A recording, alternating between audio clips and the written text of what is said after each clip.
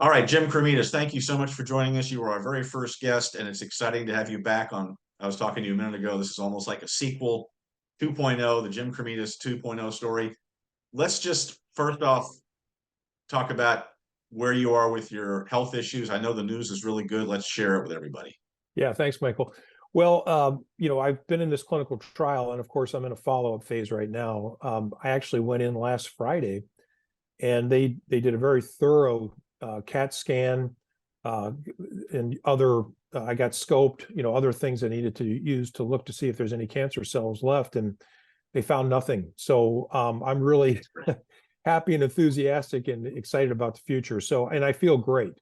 So I'll stay under observation for the next couple of years, obviously, but I feel extremely fortunate to have been able to get into this clinical trial, and even more fortunate that in my case it appears as though it's been successful in terms of the science and the medicine working the way they had hoped it would. It's amazing. And out of that experience, you're doing many things to give back. One of which is you just had a piece where you and I were talking here in kind of late June 2023. You just had a piece appear in Applied Clinical Trials talking about your experience on the other side as a patient in a clinical trial. Talk a little bit about that article and some of the things you're calling for in the industry and some of the experiences, how your eyes were maybe opened a little bit by your clinical trial experience as a patient. Yeah, that's a great question. Well, so one of the things that really struck me was how difficult it is to find a clinical trial, even when you're looking for one. So, I did all the traditional stuff. I went to ct.gov. I explored some of the other online trial connectors, if you will, some of the businesses that do those kinds of things. But everybody has a disease that's somewhat unique, right? And the inclusion exclusion criteria are always somewhat stringent. And make a long story short, I couldn't find a trial. The ones I Which I'm found sorry, I'm sorry to interrupt, but that's kind of amazing and ironic because you were the former head of a clinical trial association. I mean, for the average person, imagine how daunting this would be. exactly. And I guess that's sort of my point is, I mean, even someone who's relatively educated in the clinical research world, having that much difficulty finding a trial through any type of a tool was unbelievable. And then the ones I found, these were mostly on ct.gov, that seemed to be something I might be a good candidate for. I wouldn't hear back from the study coordinator, or the number I called would go to nothing. It would just ring, or disconnected. I mean, it was very frustrating. So, fortunately for me, I have some good friends. Craig Lipset was one person who connected me with a guy named Randy Hall that I used to work with at Lilly, and he later on worked with Craig at Pfizer. They connected me with a doctor who's doing a lot of research in the type of cancer that I have out of Johns Hopkins. Come to find out, he did some of his training in Indiana, which is where, of course, some of my roots are, because my daughter lives there, and I lived there for many years when I was working for Lilly. So I fortunately got in with this physician, and one thing led to another. They put me on the standard of care, didn't work. So he said, "Hey, we've got a trial if you're interested." And I'm like, "Yeah, I'm interested." And that's how I got it. So it was really, so a couple things. One, it's very difficult to go out and find a trial if you're looking for one. So that's number one. We need to find a way to make it easier. But number two, I think, and this is important, is we need to make sure that practicing clinicians know of what trials are available for their patients, particularly when standard of care doesn't work. I mean, fortunately, this doctor is academic. He worked in an academic institution and knew what was going on in research in that institution with his colleagues in But that's oncology. kind of luck of the draw, right? That's you got lucky in that sense, right? Exactly. I mean, I knew that this guy was involved with research because I got the referral to him from this physician at Johns Hopkins.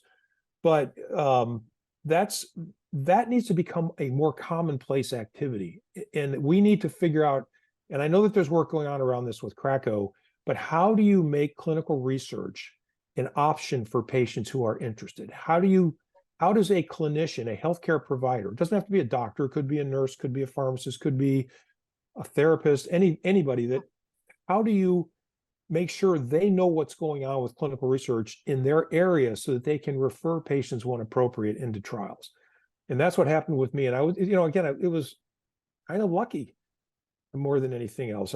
Fortunately, I have connections in the industry, and that's what led me to where I wound up. But it was very serendipitous. Right, So which is wonderful and it's exciting to hear, but it's also a little scary for the average. I mean, you could have been unlucky too, but for the average person, their odds would be significantly lower than yours, I would think, to have found a trial. probably, unless their physician referred them in when the standard of care didn't work. Right.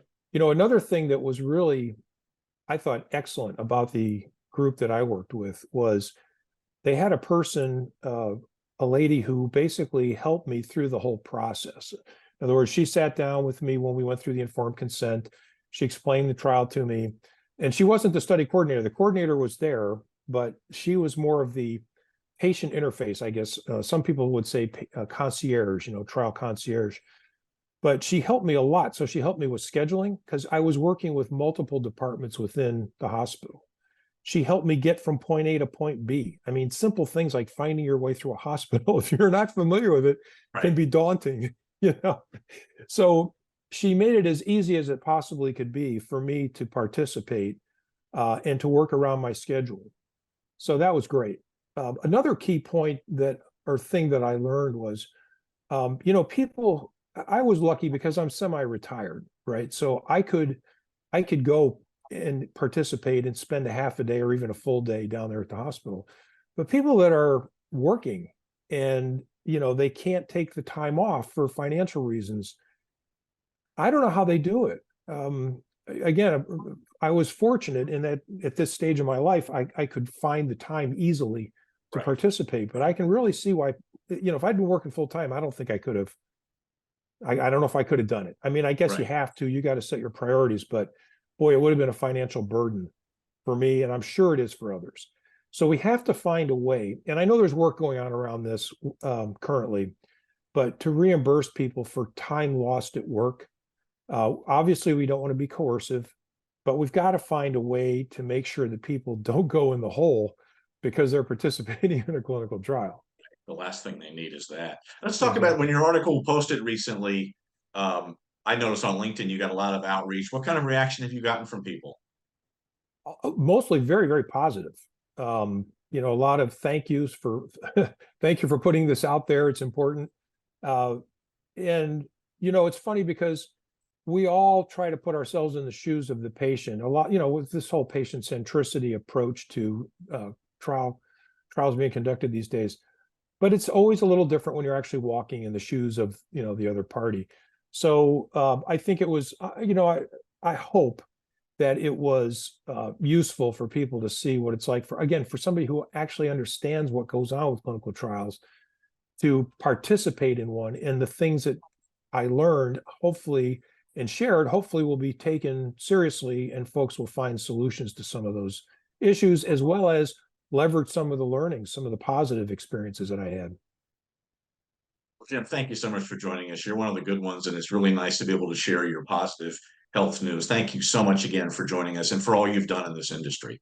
Hey, thank you, Michael. Appreciate it.